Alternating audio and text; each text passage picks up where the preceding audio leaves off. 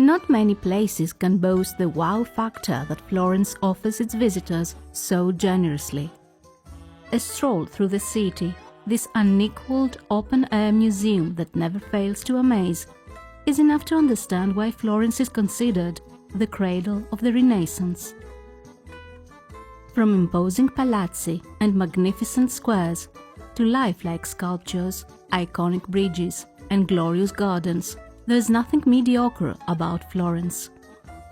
Florence is downright gorgeous, and falling in love with it is inevitable. So, please forgive us if this video about what to do in Florence for the first time may sound like a love letter to a city that had us under its spell the moment we set eyes on it.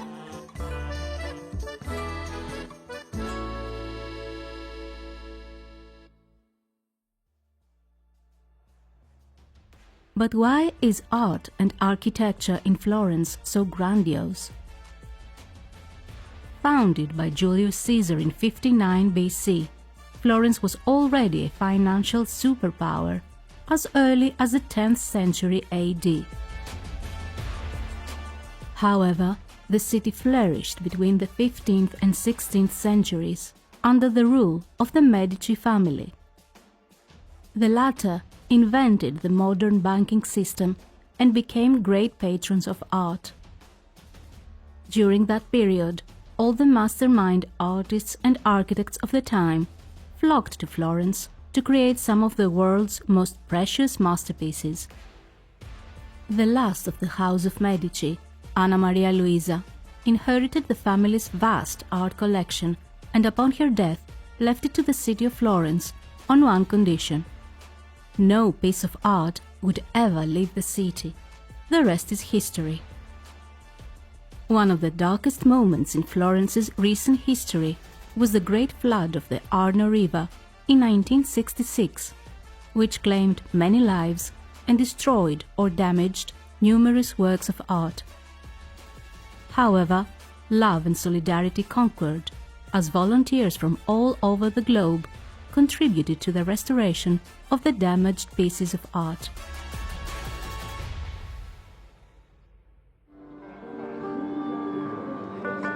Florence is the capital of the Italian region of Tuscany. Before we explore what to do in Florence for the first time, here are a few essential things to remember. First, don't let the city's small size fool you. There are many fantastic things to do in Florence, and this is why we recommend spending at least 4 full days there. Moreover, if you're visiting Florence for the first time, try not to pack too much on the same day. It's better to skip an attraction altogether than constantly rush from one point of interest to the next. On a similar note, when in Florence, enjoy the little things. Take your time relishing stunning vistas of the Arno at every turn, or admiring centuries-old street art as you walk past the city's emblematic tabernacles. And please, don't waste time on long lines for the sake of Instagram trends. There is no evidence that Il Porcellino brings good luck, and All'Antico Vinaio isn't the only place to eat a good sandwich in Florence. By the way, now is a good time to address the elephant in the room: Florence's notorious crowds. Florence isn't the same city it was back in 2014 when we visited it for the first time. A decade ago, although the city was already popular, you could still navigate its museums and other points of interest easily without putting up with endless queues or booking tickets months in advance. But this has now changed. Crowds in Florence can get unbearable, especially in and around the most famous attractions. This is why it's best to see the main sites on guided tours led by expert guides who will help you avoid the crowds and ensure you make the most of your visits to the city's museums and other attractions. This video is sponsored by Walks and Devour, two of our favorite tour companies that run tours in Florence among several other cities in Italy and the rest of Europe. Apart from their dedication to ethical and sustainable travel and their ongoing mission to support local businesses, what makes Walks and Devour stand out for us is their deep knowledge of Italy, a country we love with all our might. During our recent trip to Florence, we explored the city's main sites and savored unique tastes on sightseeing and food tours led by passionate guides. We also joined a fantastic day trip to Tuscany from Florence with Walks and Devour, and we couldn't dream of a better experience. In the description below, you can find links to all the tours we enjoyed, alongside a few more offered by Walks and Devour. But it's about time we showed you all the amazing things to see and do if you're visiting Florence for the first time. Every trip to Florence should start and end at Piazza della Signoria. The first time you go there, you will pinch yourselves to make sure you're not dreaming. The last time, you will try to hold back your tears as your lips form a vow to return to Florence before too long. Dominated by the majestic Palazzo Vecchio, Piazza della Signoria has been the city's political center since the Middle Ages. Nowadays, it epitomizes the essence of Italian beauty with its elegant Neptune's fountain, the original statues that adorn the loggia, and the replica of Michelangelo's David that stands where the original used to be until 1873.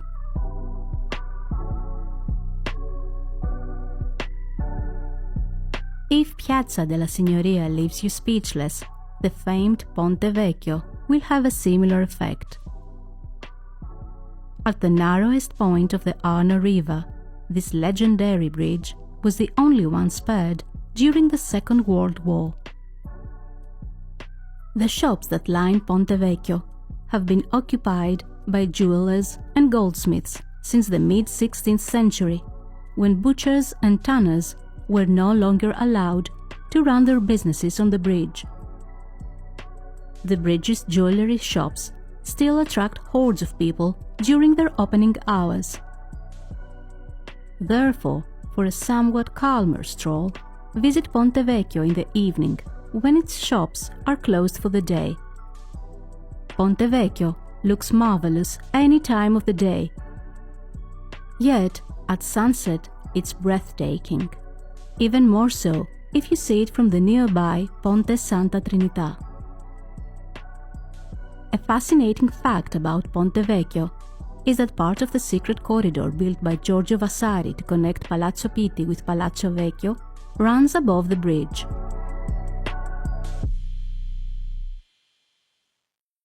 Vasari also constructed the buildings that now house the Uffizi galleries, probably your most significant sightseeing stop. If the word Uffizi rings a bell, it's because this building complex was constructed to house administration offices in the Medici era. Nowadays, the complex is home to one of the world's most distinguished art collections. Within its walls, you can admire paintings by genius artists such as Michelangelo, Raffaello, Caravaggio, Botticelli, Giotto, and many more. Botticelli's The Birth of Venus and the Spring will take your breath away. There is also a large collection of sculptures. The interior of the buildings is worth a visit in its own right for its elaborate ceilings and other special architectural elements. Not to mention the views. The volume of art that awaits inside the Uffizi galleries and the large number of visitors can be overwhelming. That's why we highly recommend visiting the Uffizi galleries on a guided tour. This will allow you to see the highlights of this immense art gallery without wasting valuable time navigating countless rooms and unbearable crowds on your own. To finish the bulk of your sightseeing in one go, you could opt for a tour that combines the Uffizi galleries with a visit to the Galleria dell'Accademia, like we did. You can find the link to the tour we joined in the description below. Remember when we told you that Michelangelo's original David used to adorn Piazza della Signoria until 1873? Since then, this larger-than-life statue has called La Galleria dell'Accademia home. Seeing this masterpiece of Renaissance from up close is an emotional experience that not even the crowds jostling to take a selfie with David can spoil. Apart from David, La Galleria dell'Accademia displays several other unfinished sculptures that Michelangelo was told to drop in order to finish his David.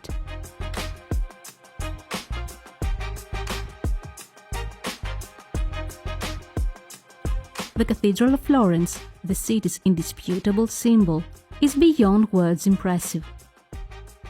Dominating the lively Piazza del Duomo, the Cathedral of St. Mary of the Flower, or Santa Maria del Fiore in Italian, looks almost unreal with its pink, green and white details glistening under the Tuscan sun.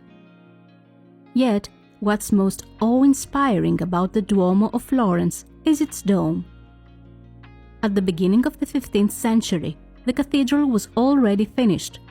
But was it though? The enormous construction was still missing its dome. Engineers had to come up with a way to construct the largest dome of all time and prevent it from collapsing under its own weight. That was no easy task to undertake, but Filippo Brunelleschi accepted the challenge. Armed with genius and intuition, Brunelleschi achieved the impossible, an engineering feat that any modern scientist would envy. Even if you're not a mathematics or physics enthusiast, you can't help but admire this gorgeous dome from every possible angle while strolling through the narrow alleys of Florence. Yet, nothing beats having a closer look at what the dome looks like inside on a tour that takes you from the gloomy depths of the dome to its splendid terraces and incredible views. That said, if you have claustrophobia, climbing to the dome via its dark, narrow passages might not be ideal.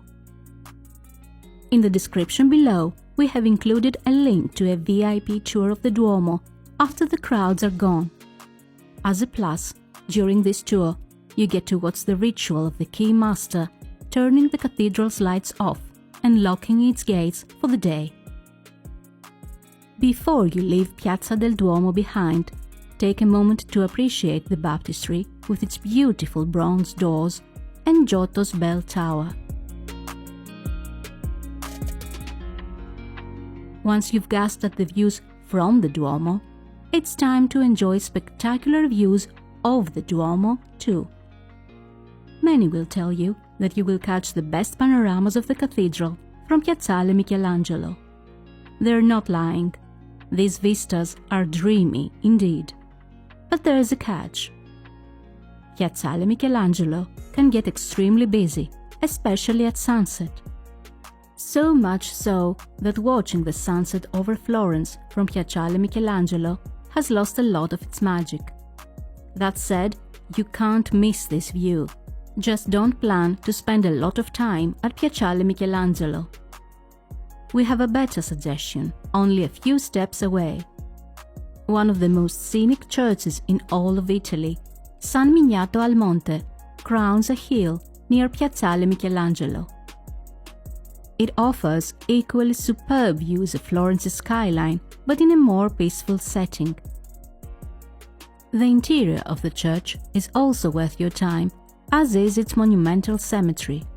The latter is the resting place of several prominent Italians, such as film director Franco Zeffirelli.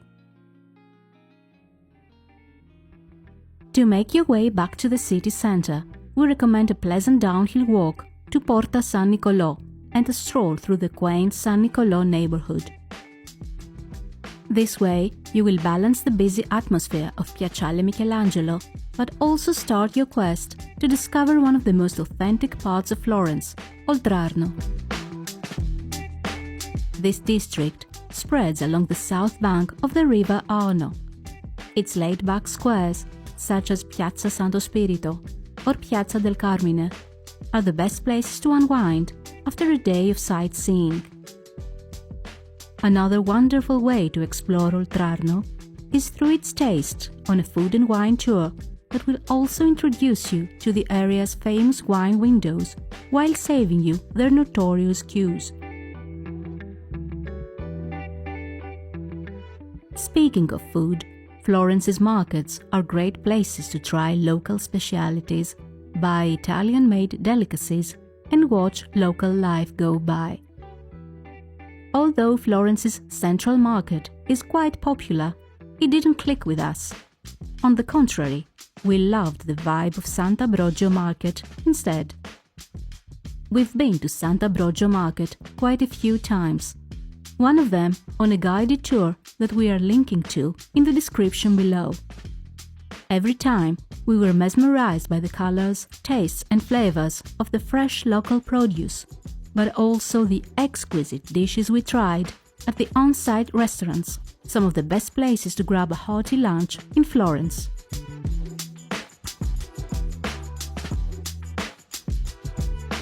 On a less secular note, Florence is dotted with grand churches where you can marvel at renowned works of art. One of our favorite among them is Santa Croce, a beautiful church that lends its name to the neighborhood it dominates. If you have time to visit just one church apart from the cathedral, make it this one.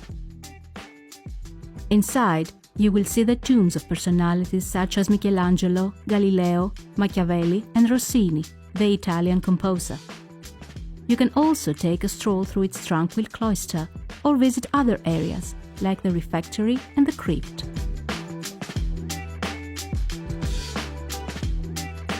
Not many guidebooks will tell you to visit Chiesa di Ognissanti if it's your first time in Florence, but you should if you are a great Botticelli fan. That's because Florence's All Saints Church is the burial place of this well-known Renaissance painter. Similarly, if you are a fan of Medici, the hit TV show, you can't miss the magnificent Medici chapels, the burial grounds of the mighty Medici family. Whether you're looking for a respite from the overload of art and information, or a serene place to take a stroll after a filling meal, Florence's Boboli Gardens won't disappoint. This historic park, in the heart of the Oltrarno district, was initially designed as the garden of the adjoining Pitti Palace, the seat of the Medici rulers from the 16th century onwards. The glorious layout of the Boboli Gardens served as a visual reminder of the power and wealth of the Medici. Nowadays, walking around the park, you can almost hear the breeze whisper stories of the House of Medici to your ears. Our favorite part of the Boboli Gardens is the Knight's Garden with its spectacular views. Your Boboli Gardens ticket grants you access to the nearby Bardini Garden if you visit on the same day. This enchanting garden transports you into a world of fairy tales where time seems to have stopped and the vistas of Florence look as though they are soaring over the horizon. The last suggestion on our list of the best things to do in Florence for first-timers is to take a day trip to see a bit more of gorgeous Tuscany. So make sure you add an extra day for this when planning your trip to Florence. From Florence, you can go on a day trip to the beautiful wine region of Chianti, or one of the picturesque towns nestled in Tuscany's rolling hills, like Siena, Florence's eternal rival. Alternatively, you can visit more than one place on the same guided tour from Florence, like the one we recommend in the description below. Dear viewers, we hope you enjoyed this video about what to do in Florence for the first time, enough to share it with your friends and subscribe to our YouTube channel. But, in these last few minutes, allow us to address Florence itself. Dear Florence, bella Firenze del cuore, how is it that you've taken hold of our hearts and refused to let go? How come, no matter the crowds and queues, you always manage to stay dazzling, captivating and enchanting? How can we quench this insatiable thirst of always returning to you as if hypnotized by your charms? And how many lifetimes would it take to stop missing you every time we say our goodbyes? Forever yours, Caterina Maria.